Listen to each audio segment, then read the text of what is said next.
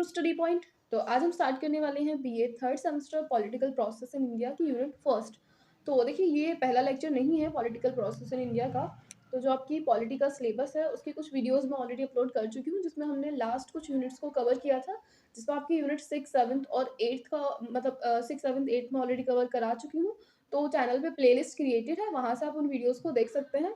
और इस लेक्चर या किसी भी लेक्चर को अगर लेक्चर के अगर आपको पीडीएफ या नोट्स चाहिए तो आप टेलीग्राम चैनल ज्वाइन करके वहाँ से डाउनलोड कर सकते हैं, ठीक है। और बाकी थर्ड सेम की जो इंग्लिश है वो मैं कंप्लीट करा चुकी हूँ विद इंपॉर्टेंट क्वेश्चंस, तो वो सारी वीडियोस भी आपको चैनल पे मिल जाएंगी। प्लेलिस्ट बनी हुई है तीनों हिंदी सॉरी इंग्लिश पॉलिटी और हिस्ट्री की वीडियोस सारी अपलोडेड हैं चैनल पे, प्लेलिस्ट मिल जाएंगी आपको। और तीनों ही सब्जेक्ट्स के जो नोट्स हैं वो आपको टेलीग्राम चैनल पे मिल जाएंगे, ठीक है। तो चलिए अब स्टार्ट करते हैं हमारी यूनिट फर्स्ट, जिसमें हम बात करेंगे भारत में लोकतंत्र की, ठीक है। तो जैसे कि आपको पता है कि इंडिया में देखिए अलग अलग टाइम पे अलग अलग कुछ डायनेस्टीज ने रूल किया है। जैसे हम बात करें मिडीवल पीरियड की, तो वहाँ पर दिल्ली सल्तनत का रूल आपने पढ़ा होगा, मतलब प्रीवियस सेमेस्टर में हिस्ट्री में आपने सारी चीज़ें पढ़ी हुई हैं। उसके बाद में आप देखेंगे बहुत लंबे टाइम तक मुगल पीरियड रहा, उसके बाद ब्रिटिशर्स ने रूल किया, तो तब जाके कहीं 1947 में इंडिया जाकर के एक डेमोक्रेटिक कंट्री बनता है। तो इस डेमोक्रेटिक कंट्री के पीछे मतलब डेमोक्रेटिक कंट्री बनने के पीछे क्या क्या चैलेंजेस थे वो सारे हम यहाँ पर डिस्कस करेंगे, ठीक है। तो स्टार्ट करते हैं। तो जैसा कि अभी हमने डिस्कस किया कि जो भारत है उसको विश्व का सबसे बड़ा लोकतांत्रिक देश माना जाता है, जिस पर सदियों से बहुत सारे अलग-अलग राजाओं ने और बहुत सारी यूरोपियन शक्तियों ने शासन किया है। 1947 के बाद में जाकर के इंडिया एक डेमोक्रेटिक कंट्री बनता है, ठीक है। और उसके बाद में भारत में नागरिकों को वोट देने का अधिकार मिलता है, यहाँ पर अपना नेता स्वयं चुनने का अधिकार आपको मिलता है, ठीक है। अब हम बात करेंगे भारत की शासन प्रणाली लोकतांत्रिक है और यहाँ प्रत्येक की मतलब सॉरी भारत की जो जनता है वो अपना मुखिया स्वयं चुनती है। और यहाँ पर प्रत्येक नागरिक को वोट देने का अधिकार है बिना किसी भी भेदभाव के। तो ना ही जातिगत रूप से भेदभाव होता है, ना ही किसी भी रंग रूप धर्म या पंथ का या लिंग के बेसिस पे ऐसा कोई भी यहाँ पे डिस्क्रिमिनेशन आपको देखने को नहीं मिलेगा, ठीक है।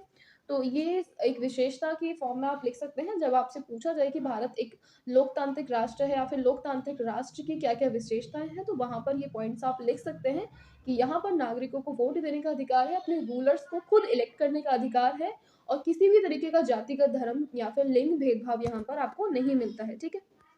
अब देखिए अगली चीज़ यहाँ पर आती है कि लोकतंत्र का प्रभाव क्या है? तो भारत को लोकतांत्रिक देश कहने के पीछे मकसद केवल ये नहीं है कि यहाँ पर आपके पास वोट देने का अधिकार है, बल्कि उसके अलावा विभिन्न प्रकार की यहाँ पे आपके समक्ष मतलब समानताएँ रखी जाती हैं। जैसा कि आपने अपने प्रीवियस सेमेस्टर में या फिर फर्स्ट सेम में आपने पॉलिटिकल साइंस में प्रस्तावना पढ़ी होगी, तो प्रेम्बल में आपने देखा होगा कि आपका जो संविधान है, वो आपको कुछ विशेष सुविधाएँ देता है, कुछ प्रकार के न्याय वहाँ पर आपको दिए गए हैं और साथ ही कुछ प्रकार की समानताएँ। तो हमारा संविधान हमें जो चीज़ें प्रोवाइड कराता है, उसमें आती है सामाजिक और आर्थिक समानताएँ, ठीक है? और बाकी यहाँ पर सरकार को लोकतंत्र को सफल बनाने के लिए जो चैलेंजेस की अगर हम बात करें, तो यहाँ पर लिटरेसी या सॉरी आप देख सकते हैं कि निरक्षरता, गरीबी, सांप्रदायिकता, जातिवाद या लैंगिक भेदभाव को ख़त्म करने के लिए अभी भी हम इन चीज़ों से जूझ रहे हैं। मतलब देखा जाए तो एक देश को लोकतांत्रिक बनाने के पीछे जो फैक्टर्स हैं या उसके पीछे जो चैलेंजेस हैं उसमें क्या आता है, गरीबी आती है, जातिवाद आता है, सांप्रदायिकता और लैंगिक भेदभाव आता है, ठीक है। देखिए जिनको हमारे संविधान में तो पूर्ण रूप से लिखित में कहा गया है कि ये सारी चीज़ें इंडिया के अंदर नहीं है या फिर इस तरीके का कोई भी भेदभाव नहीं किया जाता है नागरिकों के साथ, लेकिन ये चीज़ें अभी भी प्रैक्टिस में या प्रैक्टिकली आप इन चीज़ों को सोसाइटी में देख सकते हैं। देश में सरकार आम लोगों द्वारा चुनी जाती है और ये कहना गलत नहीं होगा कि उनकी बुद्धि और जागरूकता है कि जिससे वे अपनी सरकार को चुनने में सफल या विफल होते हैं। और अगर उनको लगता है कि कोई भी गवर्नमेंट उनके अकॉर्डिंग या वेलफेयर के लिए काम नहीं कर रही है, तो वो उसमें परिवर्तन ला सकते हैं, वो सरकार गिरा सकते हैं। इस तरह के कुछ अधिकार हमें लोकतांत्रिक देश में मिलते हैं, ठीक है। उसके बाद में हम बात करेंगे लोकतंत्र के घटक क्या होते हैं। तो देखिए भारतीय लोकतंत्र का एक संघीय रूप है, जो इंडिया की गवर्नमेंट है या जो यहाँ का स्ट्रक्चर है, हम उसको फेडरल गवर्नमेंट के नाम से भी जानते हैं, ठीक है। जिसमें कि केंद्र में एक अलग सरकार है जो कि संसद के प्रति उत्तरदायी है और राज्यों में अलग-अलग सरकारें हैं जो कि विधानसभाओं के प्रति क्या होती हैं, जवाबदेही होती हैं या फिर उत्तरदायी होती हैं, ठीक है।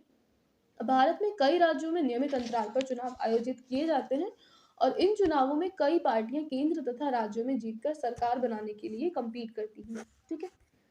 अब नेक्स्ट हम बात करेंगे भारतीय लोकतंत्र की विशेषताओं की, ठीक है? तो देखिए विशेषताओं में जो चीज़ें आएँगी मतलब जो चीज़ें आप अपनी प्रेम्बल में पढ़ चुके हैं, वही सारी चीज़ें भारत की लोकतंत्र की विशेषताओं को दर्शाती हैं, ठीक है?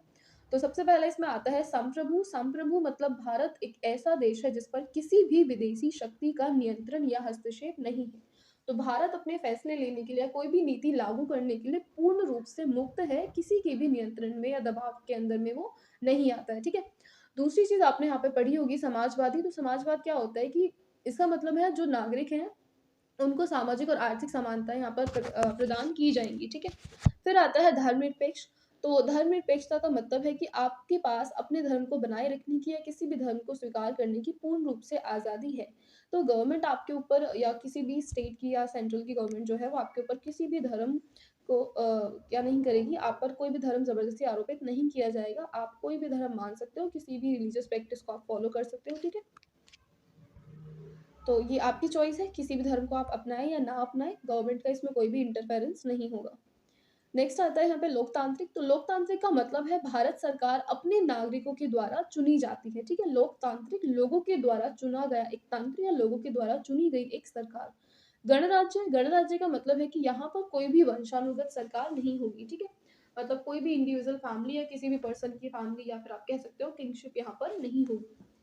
तो कोई भी राजा या रानी की सरकार यहाँ पर नहीं होगी, गणराज्य है, लोगों के द्वारा ही चुनकर सरकार बनाई जाएगी। उसके बाद आता है भारत में लोकतंत्र काम कैसे करता है, ठीक है? तो इसके लिए पहली चीज़ तो आपको ये जानना ज़रूरी है, जो कि आप ऑलरेडी जानते भी हैं कि 18 वर्ष से अधिक आयु प्राप्त कोई भी युवक या कोई भी युवती मतलब कोई भी वह व्यक्ति जो 18 वर्ष की आयु पूर्ण कर चुका है, वो वोट देने का अधिकार रखता है और अपने इस अधिकार का वो स्वेच्छा से उपयोग कर सकता है।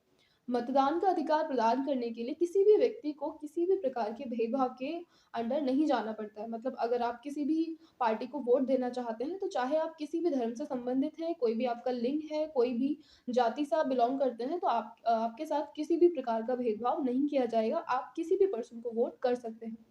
अब भारत में देखिए कई पार्टियाँ हैं, जिनके उम्मीदवार उनकी तरफ से चुनाव लड़ते हैं, जिनमें प्रमुख है भारतीय राष्ट्रीय कांग्रेस जो कि सबसे पुरानी पार्टी है, उसके बाद भारतीय जनता पार्टी, भारतीय communist party of India, Akhil Bharatiya Trinamool Congress और बहुजन समाज पार्टी। तो ये 2-4 पार्टीज़ के एग्ज़ाम्पल्स मतलब सॉरी नाम आप याद रख सकते हैं अपने एग्ज़ाम्पल में लिखने के लिए।